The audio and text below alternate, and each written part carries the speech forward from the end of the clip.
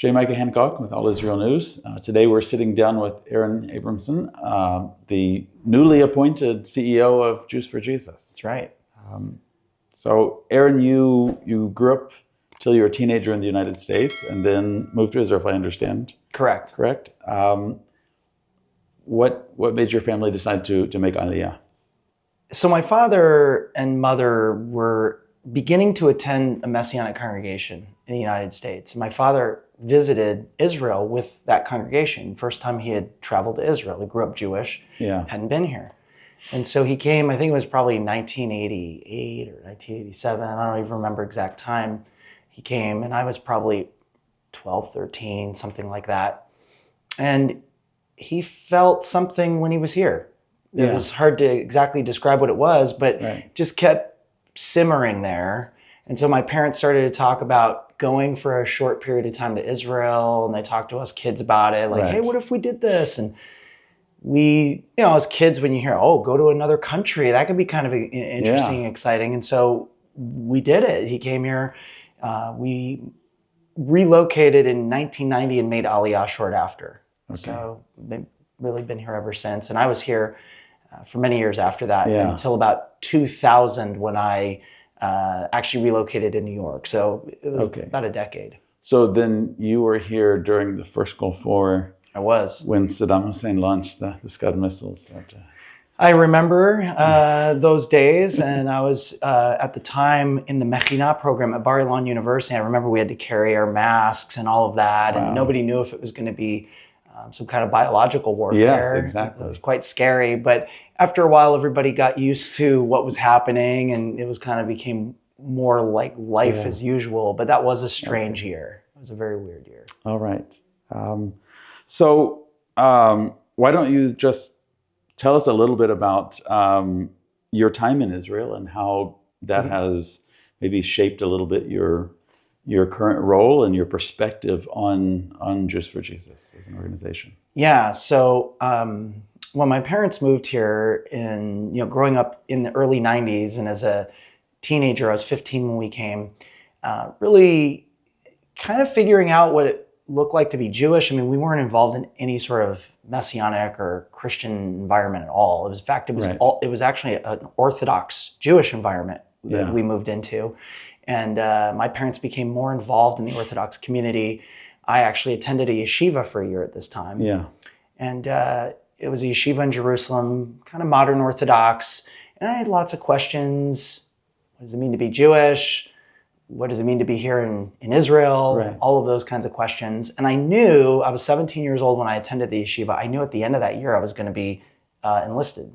I was going into the army because my parents had made Aliyah. So I got really into that year and started looking ahead at my military service, and ended up being drafted in 1992 and served all over the country, but I was in southern Lebanon for a chunk of time.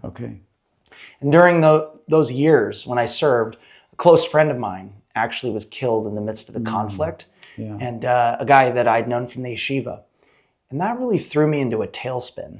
I was like, why are we here? Why do Jews come back to this place? It seems like there's no peace. I found myself, people move to Israel to kind of grow closer to God a lot of times. I felt like I was going further away from God. And I decided I wanted to leave after my service in the IDF. And so I'd been serving for 3 years, and at the end of it, I was saving up money and thought to myself, I'll go back to America. That'll, it'll be great, because my parents had been from the US originally, and ended up going to the States for a year. And it was during that year that I started to wrestle with some deep questions. And some of those questions led me on a bit of a spiritual journey that eventually led to me opening up the New Testament and really sort of saying, who is this Jesus? And when I began to experience light and hope and just love that I just felt was coming really from the pages into my heart, I was like, how come more Israelis who experienced what I experienced, some of the challenges of living in Israel all those years, and just the conflict and, serving the IDF and some of that, how come they haven't heard of this? And so that's what really led me on a journey to begin really volunteering initially, and then serving with Jews for Jesus. Okay, wow. the majority of Jews across the religious and non-religious spectrum are pretty agreed on one issue. It doesn't matter if you're, secular Chiloni, or if you're, Orthodox, Haredi, whatever in that spectrum. They pretty much agree that, well, you can be Jewish and be any of these things except believing in Yeshua. What would you say in response to that? Sure. Well, there's a couple different responses I would give. One of those is I'd say Jewish people don't agree on a lot, almost ever. I mean, we disagree on all sorts of things. You got two Jews, you got three opinions. I mean, that's something that I found when I was at yeshiva. That's something I find in the Messianic movement. We always, agree and disagree, and there's a pilpul. It's back and forth, right? It's a process. And I think there is a lot of that. But there are some interesting data points that I think in some ways are important to reflect on. Like Pew, for example, did something where they survey Jewish people in the United States and others, but they surveyed the Jewish community and discovered that 34%, I believed they marked this off on their survey that it's compatible to be Jewish and believe in Jesus. Wow. Among Jewish respondents. So when we say we don't agree on anything, you can't be Jewish and believe in Jesus, well, there's 34% that say, no, you actually can be Jewish. Okay. Now, do I believe that what I believe represents mainline Judaism? Well, who defines what is mainline Judaism? And those people that say, hey, we all align around this thing that Jews who believe in Jesus are not real Jews, or that Messianic Judaism is not really authentic Judaism. Yeah. Well, they conveniently exclude Messianic Jews from that group. Yes. And so, again, it's a bit biased, I think, in the whole premise, I think is a little bit flawed. So I have another question, because you mentioned that after your military service, especially after the death of this friend from your yeshiva, that it raised questions. Yeah. And that you did find answers in the New Testament, in the Brit Hadashah. How do you see Israeli receptance, or let's say willingness to look at the Brit Hadashah, the New Testament, or Yeshua, Jesus, following October 7th? Yeah, so that's actually something that we've noticed an uptick in the interest level and the number of responses to.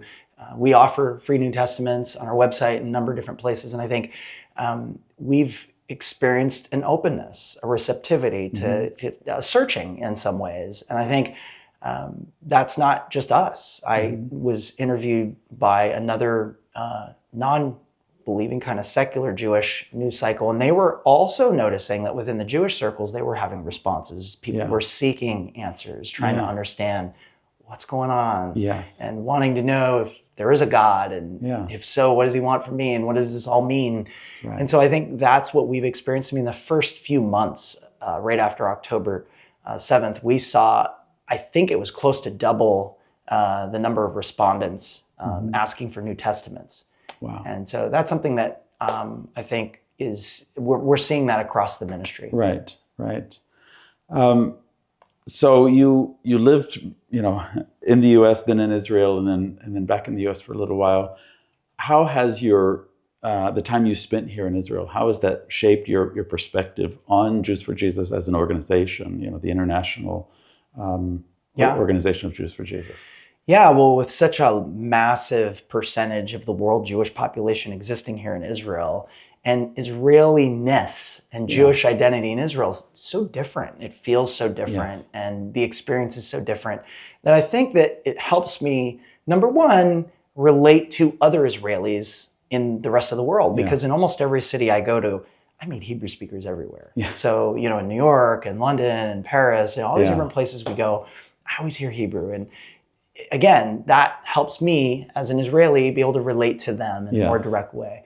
But I also think Jewish people who are growing up in not all, but there are many assimilated Jews. Yeah. In some ways, look to Israel to help them understand and frame Jewish identity. Yeah. And so that's something that I think has helped us in Jews for Jesus. I mean, in the early 90s, Jews for Jesus was North American. Yes. And then as it's gone forward, we've really grown. And in fact, now our work in Israel is really one of our largest works. Okay. We've got a lot of staff here, Hebrew speakers, Israelis who, Yes. lived, raised their kids and grown up here. And so I guess it's something that has shaped or reshaped how we look at outreach and ministry, and how we also think of Yeshua, who was from Eretz Israel, right? Yes, exactly. I think all of those things inform our understanding. We're not just a North American entity anymore. Yeah. And so that's really transformed, I think, how we think about ministry and mission and outreach and all of those things. And as an organization, Jews for Jesus, like you mentioned, started as kind of a North America thing, and it really started with a lot of street outreach. Yeah. So has that changed? Are you moving towards more online outreach? Are you adding components of like community service? Explain a little bit about. Great question. Yeah. So Jews for Jesus started and really was a group of activists from New York City, most of them, and they were Jewish, and they said, you know what, you can't tell us that we can't believe in Jesus and Yeshua.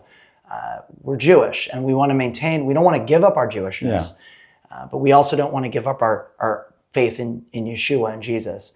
And so that really shaped the earliest days of the ministry, which were very creative and innovative, but they took everything to the street, And you got to realize the public square in 1973, when we were launched, was really the parks and the street corners, and it still is. And so we have teams that still do that.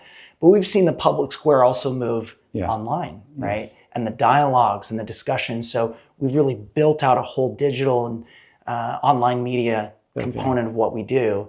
And we see a lot of interaction. And one of the nice things about that side of the interaction is it's fairly anonymous. And so you've got Jewish, ultra-Orthodox people and secular people, maybe people who don't want to be seen as interacting with somebody who believes what I believe, coming on our website, chatting. We have a chat platform, and we get contacts all the time, forwarded and interacting with us and asking deep questions. So those are some of the newer areas. I'd also like to add that we want to sit down and really connect one-to-one with individuals, because we believe that relationship is really the foundation where we're able to really show what does it look like to follow Jesus, right? What does that look like?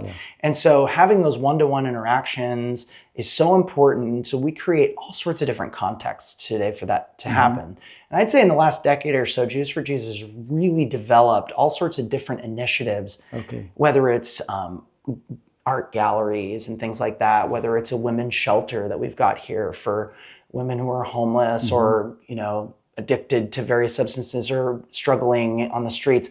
And these are just several of the different ways that we've been able to come alongside and say, hey, we want to serve our Jewish people. We realize they have a deeper spiritual need, but there are other questions and physical needs they have. So if we can not resolve the tension completely, but meet some of those needs, but also bring the hope that we have, then we think that we're going to see that real transformation come through those two things. And so that's what we've been laboring in this last season across all of our teams around the world. It's really thinking through what are the needs of the Jewish community, how can we come alongside those people and meet those needs. When you, another personal question, when you came to faith, because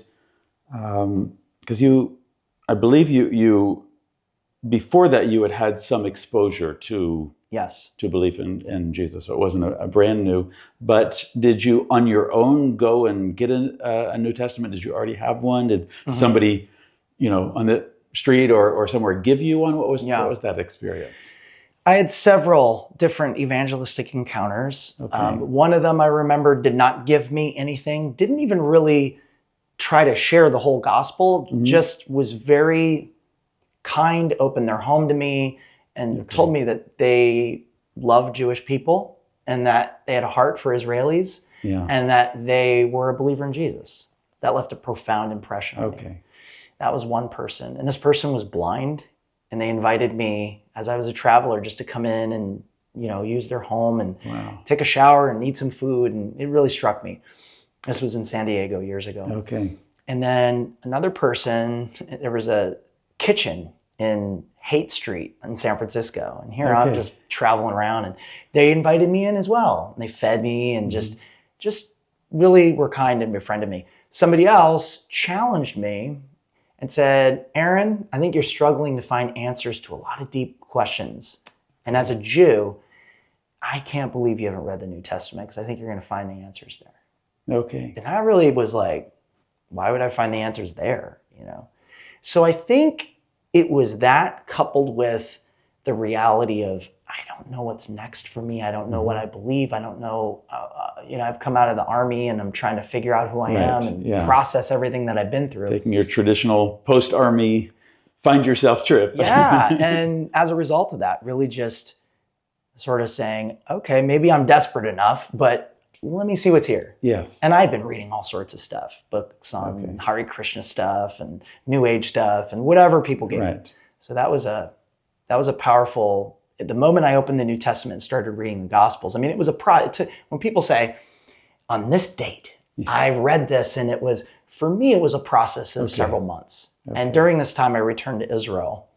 And I remember sitting in Jerusalem in the park, Independence Park, Gan Ha'atzmaut. And I was there. I remember kind of praying, just like, I don't know if you're out there. I don't know what I'm doing here. I don't know if this is true.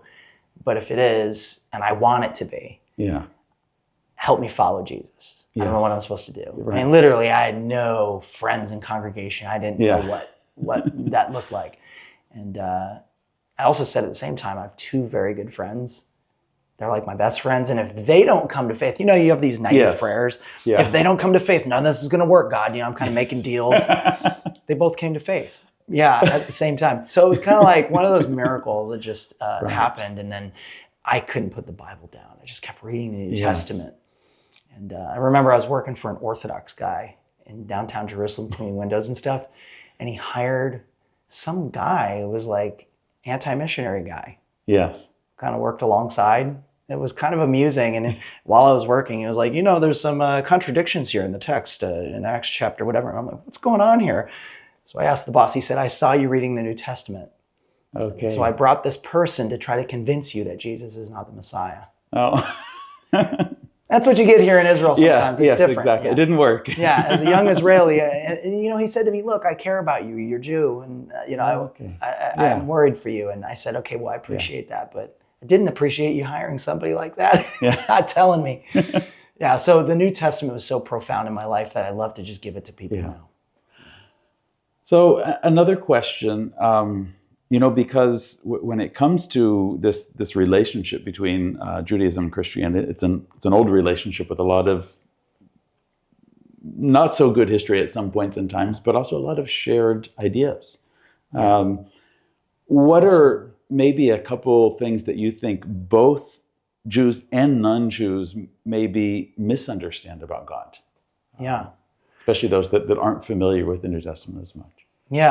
Well, okay, so if I say from a non-Jewish perspective, I would say often especially if they're reading the Hebrew Bible, if they're reading something completely different, it might be a different story, but if they're looking at the Old Testament, as we call it in the New Testament, the Tanakh and the Brit Hadashah, and they're looking at those, and they're not integrating into that story of redemption the people and the place of Israel.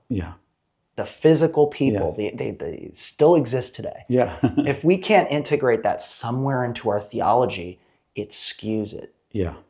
I think it skews our understanding of the gospel, and it skews our understanding of election and God's, his choosing us before we chose him, not because of our merit, because he loves us. And, all that picture is so rich, and you see it fleshed out with the Jewish people who are not a perfect people. And yet sometimes in contemporary faith communities that are not Jewish, all that just gets kind of edited out of the story.